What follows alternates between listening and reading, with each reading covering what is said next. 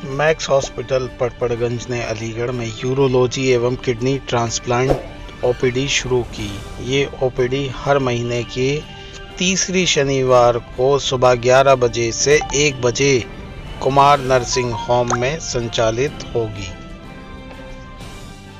क्या प्रमुख कारण है? क्या प्रमुख कारण है?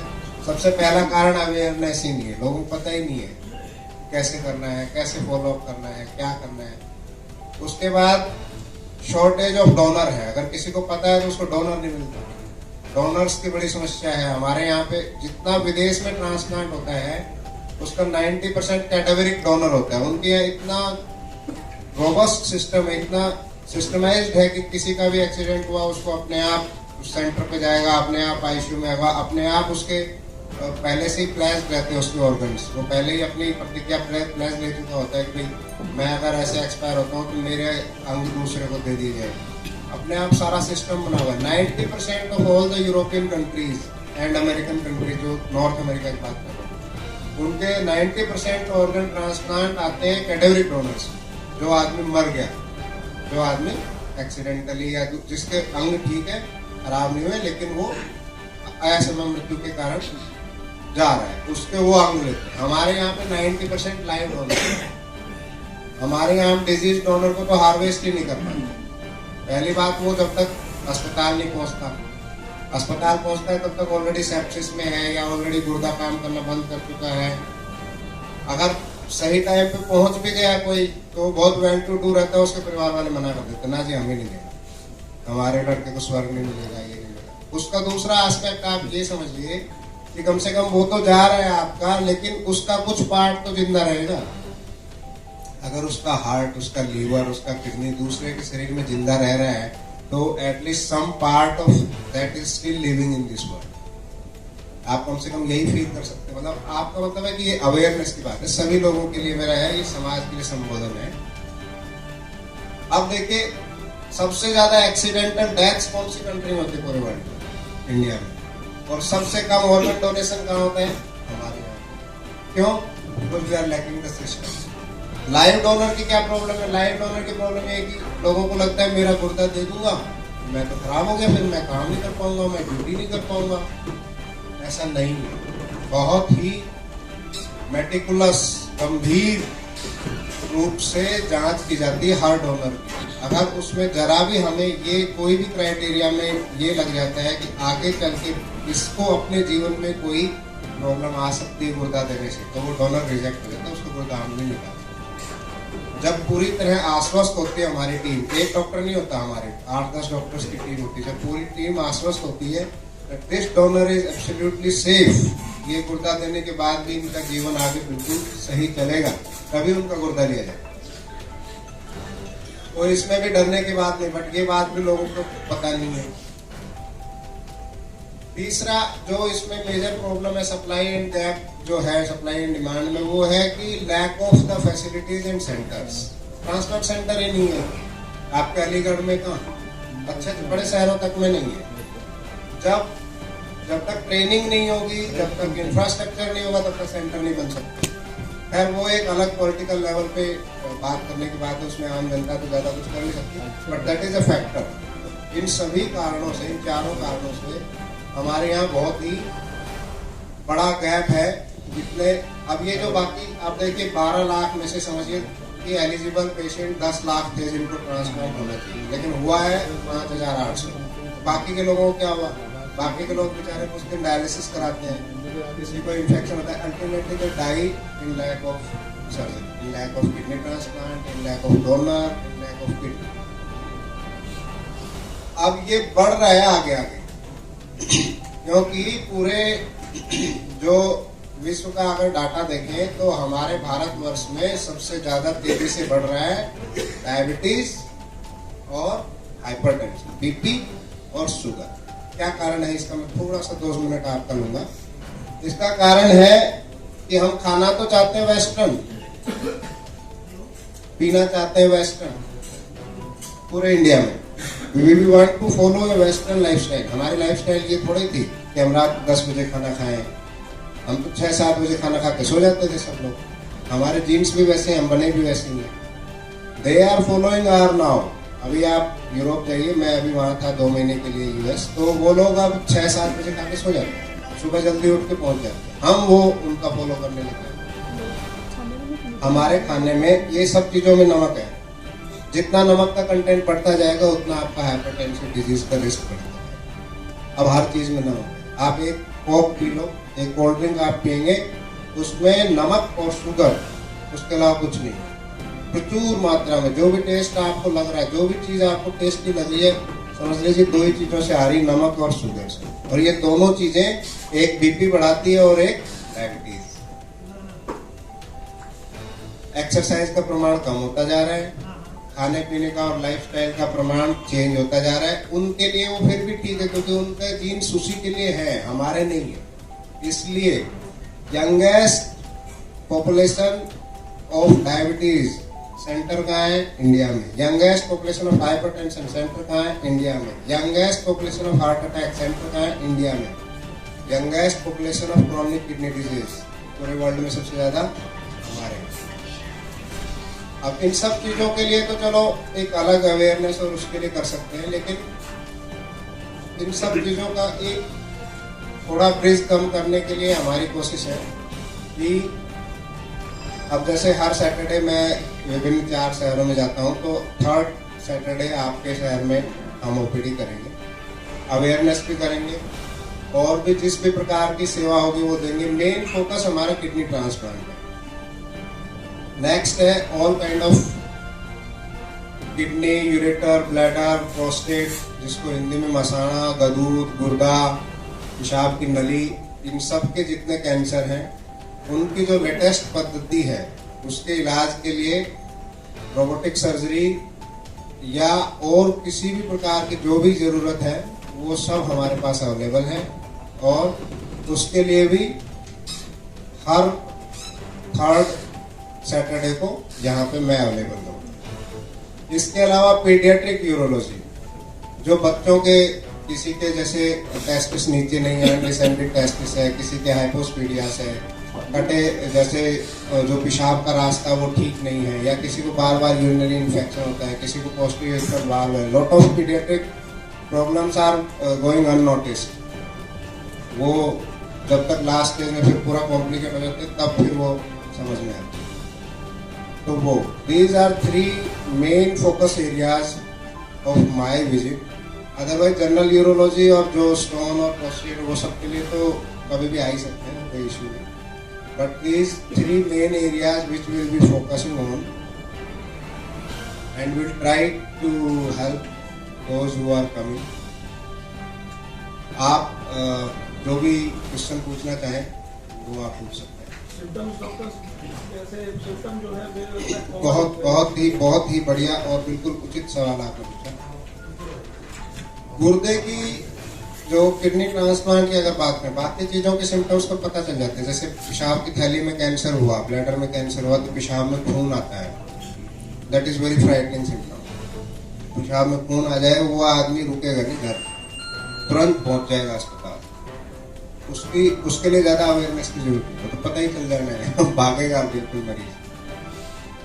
जो डॉक्टर के पास या अस्पताल के पास जाने के मोटिवेशन जो फैक्टर है वो है कहीं से भी खून निकलना, बहुत तेज दर्द होना, बेहोश हो जाना। जिन बीमारियों में ये होता है उन बीमारियों के लिए अवेयरनेस की जरूरत नहीं, वो वैसे ही आ जाएगा अस्पताल में। But kidney disease is silent killer, पता नहीं चलता। सिम्टम्स बिल्कुल ही नॉमिनल होते हैं, जैसे पूरे दिन थकान बने रहना, हल्के चेहरे पे और पैरों पे हल्की सूजन आना, भूख का कम हो जाना, यही सब सिम्टम है उसके। बाकी और कोई ऐसा सिम्टम होता नहीं है जिससे आपको पता चल जाए कि भैया गुर्दे कम काम कर रहे हैं। दैट इज वाई, यही कारण है कि पेशेंट जो आता है ऑलरेडी 4th स्टेज में आता है हमारे पास। तो इन्हीं चीजों का ध्यान रखना है। इसको जल्दी पकड़ने के लिए क्या कर सकते हैं आप, कि अगर आपको ऐसा कुछ भी लग रहा है, मेनली जिन लोगों को शुगर और बीपी है या परिवार में है, जिनको हिस्ट्री है, after the age of 35 years, तो साल में एक बार अपना किडनी फंक्शन टेस्ट करा ले, यूरिन टेस्ट करा ले, डॉक्टर से मिल ले, तो पता चल सकता है जल्दी। एंटीबायोटिक के ज्यादा रोज या गलत साइड इफेक्ट होने से भी, क्योंकि अचानक एकदम हो जाती है, एकदम कुछ एंटीबायोटिक बहुत बहुत बिल्कुल ठीक उपयुक्त सवाल है आपका। कुछ एंटीबायोटिक और ज्यादातर दर्द की दवाइयाँ, एंटीबायोटिक तो कुछ है वो भी आप वो वाली जो है वो आप घर में ले नहीं सकते, डॉक्टर के ऑब्जर्वेशन में ही दी जाती है, इंजेक्शन फॉर्म्स में रहती है। उसमें यूजुअली बहुत कम चांस है कि आपको डैमेज होगा, बिकॉज पीपल आर एजुकेटेड और doctors are there not going to give you that damage. वो एक्सीडेंटली कभी होता है। बट प्रॉब्लम है एनाल्जेसिक्स में, पेन किलर्स, जितना वोवरान आप सबको पता है ना, शायद ये एक आध को पता होगा, नहीं है दर्द की दवाई वोवरान सब खा लेते हैं। दर्द हुआ, अरे कहाँ ये लो खाओ, दैट इज द किलर। जितने एनाल्जेसिक्स हैं एक दो को छोड़ के, वो अगर आप एक हफ्ते से ज्यादा कांस्टेंट खा रहे हैं रोज, जैसे किसी घुटने में दर्द है, किसी कमर में दर्द है, किसी को रोज सर दर्द रहता है, वो रोज खाता जा रहा है, वो रोज थोड़ा तिल डैमेज करते हैं। That is more dangerous. Right में मुड़ जाना, मसल पेन किलर कोई सा नीचे नहीं ऊपर है। मोस्टली एनाल्जेसिक्स, नेमली डाइक्लोफेनेक जो कि वोवरान है, आइबुप्रोफेन जो कि कॉम्बिफ्लाइन में है, ये वाले खास कर। Yes they also are damaging, except paracetamol and aspirin. Most of others are given to. Aspirin is not banned in America. उसका नाम चेंज है, इकोस्प्रिन है, that is the isomer of that, but it can't be banned. It is very important. उसको ban नहीं कर सकते। हाँ, Disprin का पर बहुत ज्यादा कुछ साइड इफेक्ट है नहीं। अर्लियर डेज में डिस्प्रिन की वजह से गैस्ट्रिक अल्सर्स होते थे, but now due to the newer drugs जो कि पेंटाप्रोजोल और रेंटैक्स ये सब आ गए हैं एंटासिड्स, उसके बाद डिस्प्रिन का बहुत ज्यादा इल इफेक्ट्स नहीं है।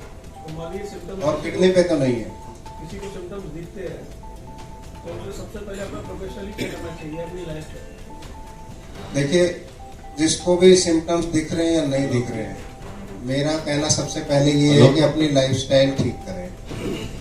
अगर आपके घर में या आप खुद शुगर और बीपी से ग्रसित हैं, बीमार हैं, तो आपको और सावधानी की जरूरत है। अगर आपकी उम्र 35 के ऊपर है और शुगर या बीपी में से कुछ है, तो आपको साल में एक बार डॉक्टर से मिलकर अपना रेलेवेंट हेल्थ चेकअप, ये जो आजकल नया फैशन चला है ना, होल बॉडी चेकअप, मैं उसका पक्षधर हूँ, उसमें कुछ नहीं निकलता है। साल्ट का बड़ा कल्चर चल गया है। हाँ जी सर, एल्प्राजोलम साल्ट का बड़ा कल्चर चल गया है। Alprazolam sir actually is anti anxiety drug, जो जैसे मैंने कहा ना, लाइफस्टाइल चेंज हो गई, फैमिली छोटी हो गई, बाप का बेटे से झगड़ा, माँ का सास से झगड़ा, दिन भर सिर दर्द, एंजाइटी तो होगी साहब। आदमी की उम्मीदें शरीर अपने आप से बहुत ज्यादा है और रिजल्ट कम है, तो एंजाइटी होगी। जब एंजाइटी होगी तो डॉक्टर के पास जाएंगे, डॉक्टर क्या करेगा? अगर वो मेरे जैसा हो तो फिर भी 2 बार समझा के वापस भेजेगा, लेकिन ऐसे कम है, हो जाते ही लिखेगा दवाई पूरी 5 की, समझ रहे हैं? ये कारण है। तो इसको डिटॉक्स करने के लिए कोई आप अपने फैमिली बॉन्ड बढ़ाओ, मेडिटेशन करो, मंदिर जाओ। आप जो भी आप अपने स्ट्रेस को अगर नहीं कंट्रोल कर पा रहे हो, या तो स्ट्रेस कहीं निकलेगा, या तो आप उसको मैनेज कर पाओगे, या तो दवाई खाओगे। तीनों में से एक काम होगा। डोनर अवेयरनेस के लिए? हाँ सर, डोनर अवेयरनेस के लिए मैं मौजूद हूँ, और ज्यादा कदा बातें भी होती रहेंगी, पेपर में भी हम देते रहेंगे। लेकिन कोई भी व्यक्ति, आप सब लोगों के माध्यम से मैं फिर बताऊँ, कोई भी व्यक्ति जो 18 साल से लेके 70 साल की उम्र का है, जिसके पास 2 हेल्दी गुर्दे हैं, जिसको शुगर नहीं है, जिसको बीपी नहीं है, वो किडनी डोनेट कर सकता है। लेकिन कर किसको सकता है? अपने रिश्तेदार को, और आपने भी रिश्तेदार से सकते हो, first degree relative, second degree relative, लेकिन रिलेटिव होना चाहिए। अनरिलेटेड के लिए इंडिया में बहुत कानूनी दाव पेच है। एक बहुत बड़ी मुहिम छेड़नी पड़ेगी जिसके लिए। बिल्कुल छेड़नी पड़ेगी, मैंने तो अपनी तरफ से छेड़ी हुई है और लगा रहूंगा। बिल्कुल देहदान संस्था है।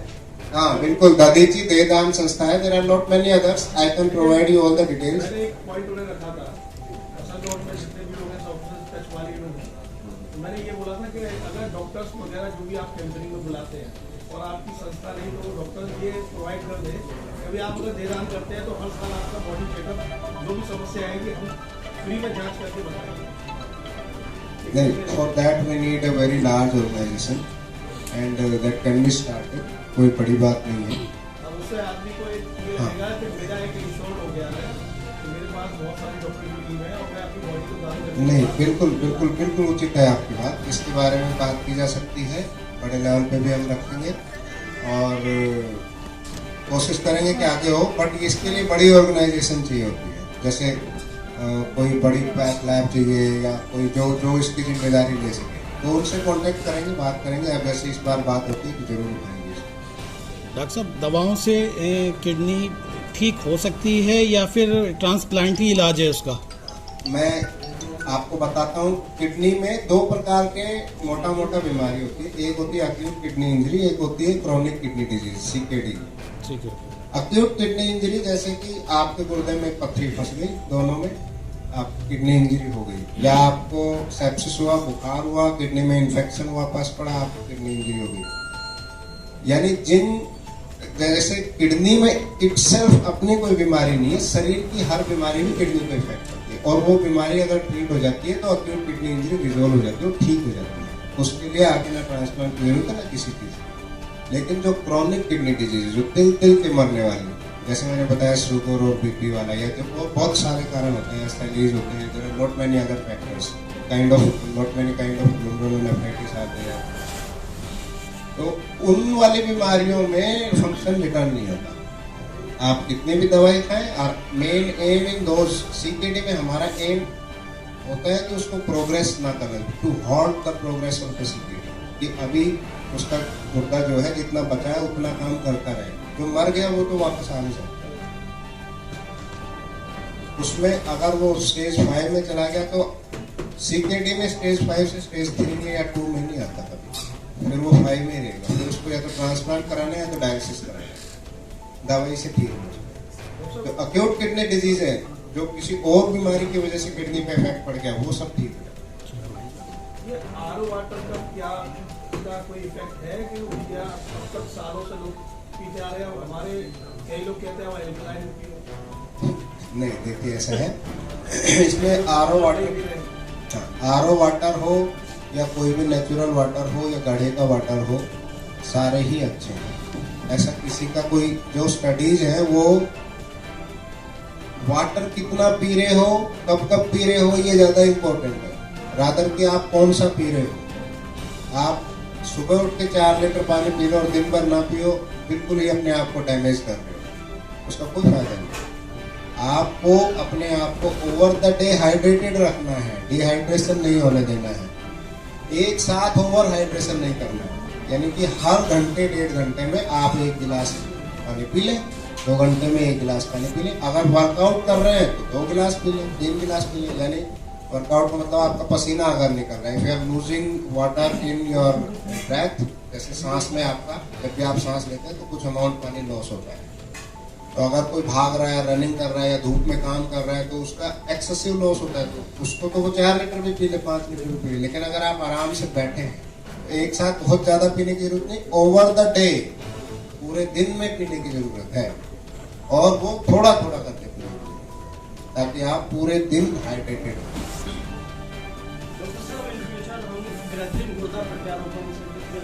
हाँ, कृत्रिम गुर्दे पे काम चल रहा है। अभी तक कृत्रिम गुर्दा कुछ नहीं है, वो बेसिकली बहुत ही मिनिएचराइज्ड डायलिसिस मशीन है। जैसे पहले हम लोग इतना बड़ा कंप्यूटर लेके बैठे होते थे, उसके बाद देखो लैपटॉप्स आ गए, उसके बाद फार्मटॉप्स आ गए, अभी मोबाइल आ गए, अब मोबाइल भी इतने आ गए। So it is just a miniaturisation. तो वैसे ही पहले बड़ी डायलिसिस मशीनें होती, छोटी होती थी, और छोटी होती है, वैसी हो रही कि उसको आप बॉडी में इम्प्लांट कर सकते हैं। But that has not come to the stage 3 of the research. Research में भी 5 स्टेज होते हैं। फर्स्ट स्टेज में केवल उसका हाइपोथेसिस होता है, सेकंड स्टेज में उसको आप एनिमल्स पे करके देखते हैं, थर्ड स्टेज में आप उसको वॉलंटियर्स पे करके देखते हैं, फोर्थ स्टेज में मार्केटिंग होती है, और फिफ्थ में पोस्ट मार्केट एनालिसिस होता है कि कैसी थी।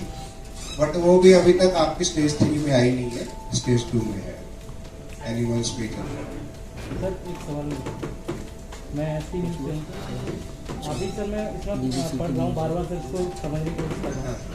मैं पत्रकार होने के साथ साथ समाज सेवा भी करता हूँ। जी जी। और मैंने अधिकतर देखा सर, आपने देखा कि किडनी रोग भी जो होते हैं, इसमें जो डिहाइड्रेशन, असंतुलित खान पान, मैं सर वृद्धाश्रम भी चलाता हूँ। मैं मेरे वृद्धाश्रम कुछ टाइम पहले स्कूल भी है।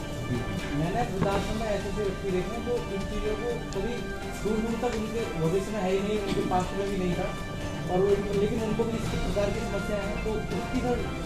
हाँ, बहुत ही बढ़िया सवाल है, बहुत ही अच्छा सवाल है। मैं नया पढ़ा और पढ़ के मैंने अपना MBBS किया, MS किया, और मैं गया गाँव वापस आ। आई बिलोंग टू विलेज, तो वहाँ पे सब लोग हुक्का पी रहे थे।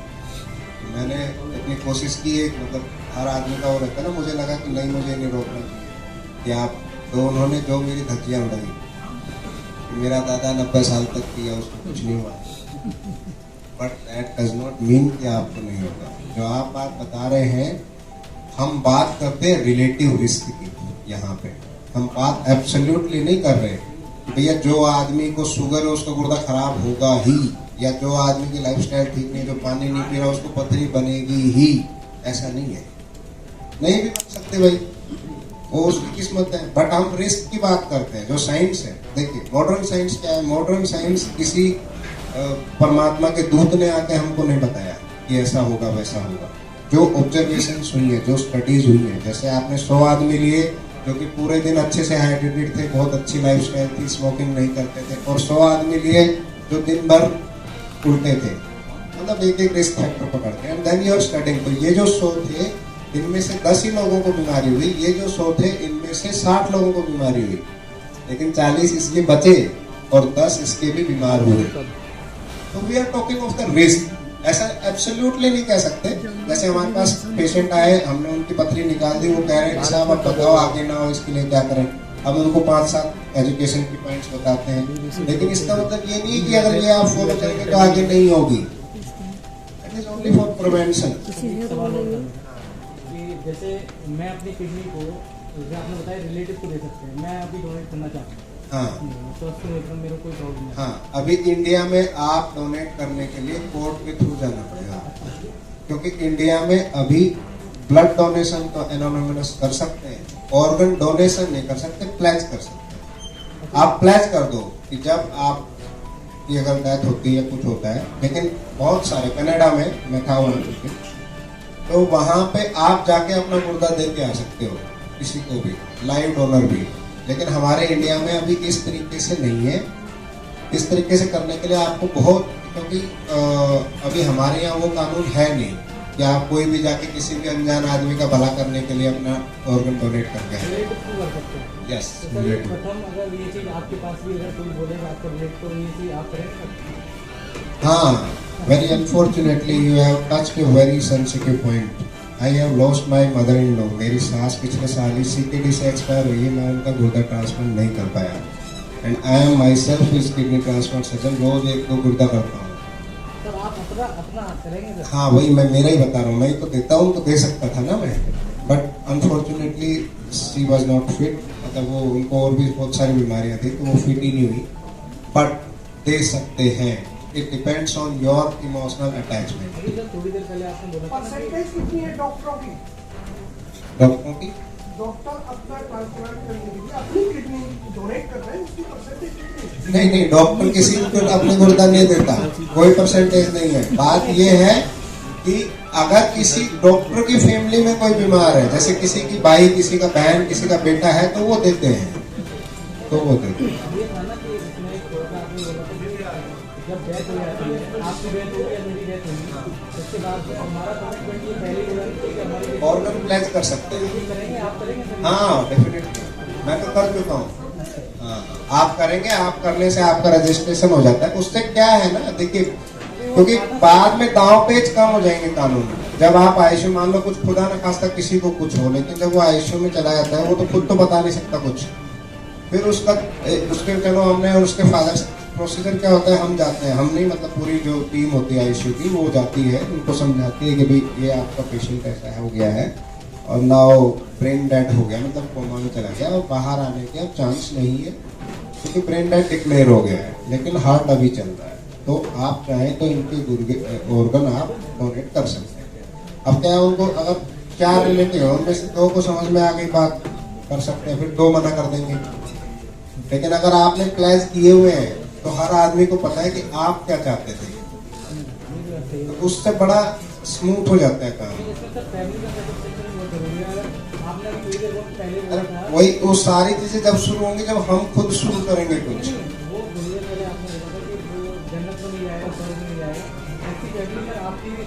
Yes of course, but I have to deal with my family ना। पहले ही, इसीलिए तो अवेयरनेस की जरूरत है कि पहले ही हम उनको ये समझा सकें कि भाई मेरी ये इच्छा है।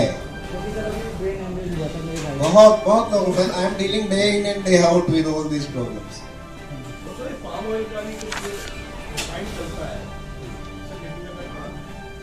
नहीं, हमारे पास ऐसा कोई डाटा या स्टडी नहीं है कि पाम ऑयल से गुर्दा खराब होता है। सर, जानवरों की किडनी भी इंसानों में ट्रांसप्लांट की जा सकती है, ऐसा कुछ प्रोसेस? बहुत बार ट्राई किया गया है जी, और जिसको जीनोग्राफ्ट बोलते हैं, लेकिन अभी तक कोई सक्सेस नहीं मिली। काफी सारे पिग्स, डॉग्स, काफी सारे रिसर्च किए गए। महिलाओं की किडनी में और पुरुष की किडनी में तो मैं थोड़ा सा अभी कंफ्यूजन है कि इतनी नॉलेज नहीं। हाँ, मेनली साइज का फर्क होता है, अदरवाइज कोई फर्क नहीं होता। अमेरिका में वही क्या ना हुई ज्यादातर वही होता है, देती है हमेशा औरत ही है। मैं इतने गुर्दे या तो माँ देती है या तो बीवी देती है। बहुत रेयरली होता है कि हस्बैंड बीवी को देता है, बहुत रेयर हुए हैं मेरे साथ 8-10 केस, बहुत रेयर देती है या तो माँ। मोस्ट कॉमन डोनर्स आर पुरानी लेडीज, मदर और वाइफ अपने हस्बैंड को देती है या तो माँ अपने बेटे को। बेटा देने को होता है, लेकिन बड़े बूढ़े मना करते हैं। यस, वो भी एक सोशल एस्पेक्ट है। अगर हस्बैंड अपनी वाइफ को देना भी चाहे, बहुत सारे लोग आते हैं, फिर कोई ना कोई आके पीछे से उसको समझा देता है, अरे जवान है इसको देवी से कुर्बानी मातृशक्ति को ही है। ज्यादातर मैंने ये देखा है, ऐसा नहीं है, बहुत सारे मेल डोनर भी देखे हैं मैंने जो वाइफ को देते हैं। मतलब मेल डोनर ज्यादातर देते हैं अपने भाई को या अपने फादर को या ऐसे, लेकिन मेल हस्बैंड को वाइफ काफी कम देखे हैं। 7-8 केस देखे हमने हमारे कैरियर में। और पर ज्यादा कॉमन है mother to son, most common. Second is wife most. उसमें ऐसा नहीं है कि हस्बैंड्स की गलती है, उसमें ऐसा है कि हमारा सोशल स्ट्रक्चर ऐसा है, ये सदियों से ऐसा बना है, तो सदियां लगेंगी चेंज होने में। किडनी निकलने के बाद में क्या उसकी फिजिकल पावर उतनी बनी रहेगी? Absolutely, absolutely, very good question. कोई फिजिकल पावर में या कोई क्वालिटी ऑफ लाइफ में डिफरेंस नहीं आता। हाँ हाँ, डिफरेंस कहाँ आता है मेरे पास? डॉक्टर, इसके ट्रीटमेंट और ट्रांसप्लांट का क्या बजट है हॉस्पिटल? हाँ, पूरे संसार से अगर कंपेयर करें तो इंडिया में 80 टाइम्स सस्ता होता है किडनी ट्रांसप्लांट। बहुत सारे इंटरनेशनल पेशेंट इसीलिए हमारे पास आते हैं। अगर इंडियन उसमें देखें तो भी मैक्स में काफ़ी और अस्पतालों सस्ता है। हमारे यहाँ पे पैकेज 5 लाख 5.5 लाख का पैकेज होता है ट्रांसप्लांट का, लेकिन उसमें वो तो एडमिशन और डिस्चार्ज और सर्जरी का है, लेकिन उससे पहले कुछ टेस्ट होते हैं 1-1.5 लाख के और कुछ दवाइयाँ लगती हैं, और टोटल खर्चा 6 से 8 लाख के करीब आएगा। बहुत ही अच्छा लगा आप लोगों से पूछ के, आपसे मिलके, और बहुत अच्छे सवाल आप लोगों ने पूछे। हर हफ्ते मैं हमेशा अवेलेबल हूँ। अगर किसी भी समय आपको लगता है कोई भी चीज़ की चर्चा करनी, कोई बात करनी है, कोई जो भी आप चाहें तो कभी भी मुझसे मिल सकते। हर महीने तीसरे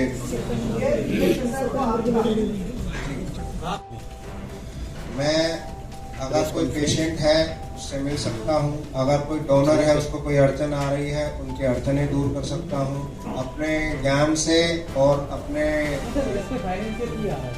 हाँ, फाइनेंशियल के लिए बहुत सारे तरीके हैं जो मैं उनको बता सकता हूँ। There are not many societies, government has also has provisions. जैसे आपके यूपी में हर एमएलए के पास, हर एमपी के पास और हर डिस्ट्रिक्ट के डीएम के पास किडनी ट्रांसप्लांट के लिए फंड देने की पावर होती है।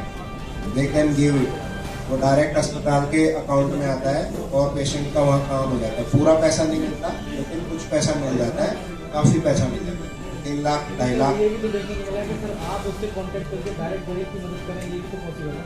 नहीं, ऐसा मेरे लिए एक जगह पे पॉसिबल नहीं है। व्हाट आई कैन डू, नहीं wait, I can show the path, मैं रास्ता दिखा सकता हूँ, मैं उसको पकड़ के रास्ते तक लेके नहीं जाऊंगा। मेरा काम रास्ता दिखाना है। मैं बता सकता हूँ, मेरे से कराए किसी से भी कराए वो। रास्ता तो सर गूगल की दिखा दीजिए आप। नहीं, गूगल ही दिखा लेता तो हमारी जरूरत ही नहीं होती यार। लेकिन इसमें इन्फेक्शन की प्रॉब्लम, यूरिन इन्फेक्शन की प्रॉब्लम बहुत बढ़ गई ज्यादा होती है। तो ये इसका कुछ ऐसा है कि घर में ये परहेज किया जाए और ऐसा कुछ प्रोपोज किया जाए? वो उसमें बहुत सारा जरूरत है। That is altogether different topic. नहीं, उसका भी वही कारण है कि डिहाइड्रेशन। सर आज जो किसी आपने की है किस उद्देश्य से किस बीमारी को बेहतर करने के लिए क्या? मैं doctor Pankaj Gaur, Max hospital Patparganj से as a senior consultant and unit head of kidney transplant and urology आज आपके शहर अलीगढ़ में अपनी आउट पेशेंट डिपार्टमेंट की ओपीडी की सेवाएं शुरू करने के लिए आया हुआ हूं। आप सभी लोगों का बहुत आभार। इसके अंतर्गत हम इसी शहर के लोगों को हर महीने के तीसरे शनिवार को सुबह 11 बजे से 1 बजे तक अपनी आउट पेशेंट सेवाएं उपलब्ध कराएंगे, जिसमें सभी गुर्दे के रोगों से प्रभावित, पथरी, कैंसर, पेशाब की थैली, प्रोस्टेट, बच्चे जो पीडियाट्रिक यूरोलॉजी के होते हैं, जिनके जननांग में कुछ कमी होती है, गोली नहीं होती है, या इसके अलावा जो कैंसर के पेशेंट हैं, यूरोलॉजिकल कैंसर्स के, उन सभी का उपयुक्त उपाय, इलाज और जो लेटेस्ट टेक्नोलॉजी है रोबोटिक सर्जरी, वो सभी यहीं से उनको उसका ऑप्शन मिल जाए, उसका आगे का कैसे करना है, क्या होना है, वो सब सुझाव मिल जाए। इसी के लिए यह ओपीडी शुरू की जाए। सर यूरोलॉजी अलीगढ़ के अंदर काफ़ी लोग हैं, आप ऐसी कौन सी नई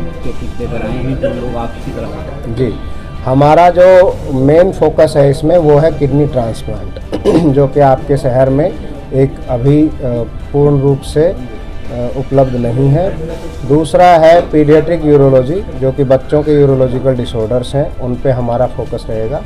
और तीसरा है जो एडवांस यूरो ऑन्कोलॉजी है, रोबोटिक सर्जरी है, जिसमें एडवांस किडनी और ब्लैडर और प्रोस्टेट कैंसर के केसेस हैं जिनमें रिकंस्ट्रक्शन की ज़रूरत होती है, उनके लोगों के लिए। कितनी ज़्यादा इसके अंदर मात्रा इस वक्त बढ़ रही है, कितने पेशेंट ऐसे निकल रहे हैं, कितना हमारे यहाँ?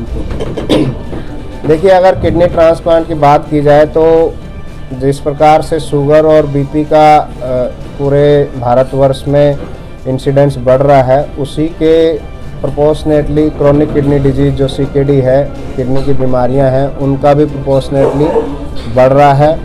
और हर साल पूरे देश की अगर बात करें तो करीब 10 लाख के करीब एंड स्टेज रीनल डिजीज में जाते हैं, जिससे कि हमें उन सभी को या तो किडनी ट्रांसप्लांट करना होता है या तो डायलिसिस करना होता है। कि मैक्स हॉस्पिटल पटपड़गंज की तरफ से जो यूरोलॉजी के डॉक्टर यहाँ आ रहे हैं, इनकी बहुत ही अधिक आवश्यकता अलीगढ़ शहर में है। अलीगढ़ शहर के अंदर अभी तक कोई ट्रांसप्लांट सर्जन नहीं है और जिन मरीजों को एंड स्टेज किडनी डिसीज हो जाती है उसका केवल इलाज ट्रांसप्लांट है, नंबर 1। नंबर 2, जो किडनी से संबंधित ट्यूमर्स की प्रॉब्लम है, खासतौर से कैंसर के रोगियों की, उसका यहाँ पर कोई इलाज नहीं है। हम ज़्यादा से ज़्यादा उनकी बायोप्सी करके केवल जांच करके ये बता देते हैं कि तुमको कैंसर है या किस स्टेज का कैंसर है। लेकिन जब ये चीज़ कन्फर्म हो जाती है तो फर्दर ट्रीटमेंट के लिए हमको दिल्ली भी जाना पड़ता है। और वी आर फॉर्चुनेट कि डॉक्टर पंकज गौड़ यहाँ हैं, जो यहीं डायग्नोसिस करके मरीज का कम पैसे में अच्छा उपचार करके वहाँ पर जा करके फिर ऑपरेशन कर सकते हैं। अब ऑपरेशन करने के बाद जब मरीज वापस अलीगढ़ आएगा तो भी डॉक्टर पंकज गौड़ ही अलीगढ़ में देख लेंगे। तो मेरे हिसाब से ये बहुत ही इकोनॉमिकल स्टेप है कि कम पैसे में गरीब जनता का अच्छा से अच्छा इलाज हो जाए। तीसरी चीज़, कुछ बीमारियां जैसे पेशाब की बीमारियां हैं, बच्चे के अंदर जन्मजात पेशाब से संबंधित जो बीमारियां पैदा होती हैं, उन बीमारियों की अलीगढ़ में कोई सुविधा नहीं है। हम यहाँ पर केवल मरीज को देखा, उसका फ़ोटो खींचा और फ़ोटो खींच कर उसको लिख करके चिट्ठी रेफर टू दिल्ली। तो जब हमें अच्छी टीम मैक्स हॉस्पिटल की अलीगढ़ में मिलेगी तो ऐसे मरीज जो दिल्ली के नाम से ही डर जाते हैं, उनको कम से कम अलीगढ़ की ओपीडी में यहाँ दिखा करके उनको ये तो भरोसा दिलवा सकते हैं कि ये मरीज तुम्हारी ठीक हो सकता है। फिर उसकी इच्छा है कि वो दिल्ली जाए या ना जाए। लेकिन अधिकांश मरीज इलाज के लिए अगर सही जगह पहुंच जाते हैं तो एक ही स्टेज में और एक ही बार में पूरा इलाज हो जाता है। ये एक सबसे बड़ी बात है। तो कुल मिलाकर मैं तो कहता हूँ कि अगर यूरोलॉजी की टीम हमारे अलीगढ़ में आती है तो यहाँ की जनता को बहुत फायदा होगा।